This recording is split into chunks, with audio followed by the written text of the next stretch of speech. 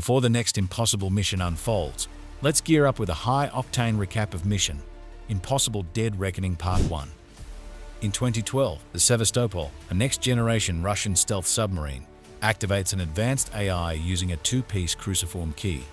The AI, designated the Entity, becomes sentient and goes rogue after deceiving the submarine crew into attacking themselves with a torpedo, killing all aboard and sinking the Sevastopol in the Arctic Ocean. 14 years later, world powers compete to obtain the cruciform key in hopes of controlling the Entity. IMF agent Ethan Hunt travels to the empty quarter of the Arabian desert and retrieves one piece of the key from disavowed MI6 agent Ilsa Fast, faking her death to shield her from a bounty. In Washington, D.C., Ethan infiltrates the US intelligence community briefing for Director of National Intelligence Denlinger, where CIA Director Eugene Kittredge explains that the Entity can manipulate cyberspace to control global defense intelligence and financial networks.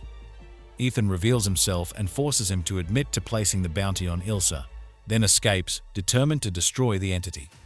Ethan and his IMF teammates Benji Dunn and Luther Stickle travel to Abu Dhabi International Airport to intercept the second piece of the key.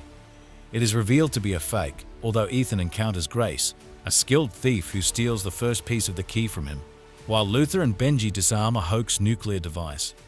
Ethan is pursued by US agents but spots his mortal enemy Gabriel, an Entity liaison with ties to his pre-IMF past, and aborts the mission, scattering the team.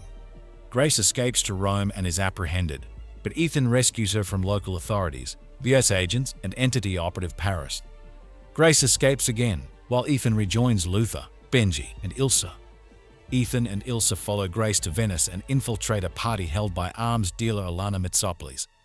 In possession of the second piece of the key, Alana hired Grace to steal the first, and will sell the completed key to her buyer the next day on the Orient Express.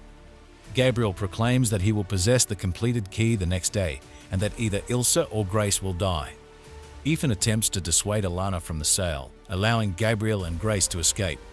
He pursues Grace, but the Entity hacks into their communications and impersonates Benji, leading Ethan into a fight with Paris, whom he spares. Gabriel incapacitates Grace and kills Ilsa, devastating Ethan.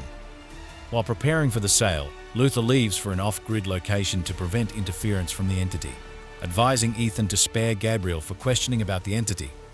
On the train with Paris, Gabriel kills the engine crew and destroys the throttle and brake. He meets with Denlinger, who attempts to form an alliance with the Entity, which he reveals was originally an advanced cyber weapon developed by the US. Denlinger reveals that they were able to transmit an early copy of the AI to Russia's newest submarine to sabotage its stealth capability. But the AI went rogue and attacked itself, but it is still present inside Sevastopol's memory. The completed key unlocks a chamber inside the Sevastopol containing the Entity's source code, allowing it to be destroyed or controlled. As this secret is known only to Denlinger, Gabriel kills him, and tries to kill Paris as the Entity has predicted she will betray them after Ethan spared her life. Disguised as Alana, Grace brings the key to Kittredge, revealed to be the buyer, and negotiates a $100 million sale alongside protection for herself, but pickpockets the key from Kittredge after cancelling the transfer. Ethan parachutes into the train to save Grace, but Gabriel acquires the key. Fighting Ethan atop the train, Gabriel escapes and detonates a bridge ahead.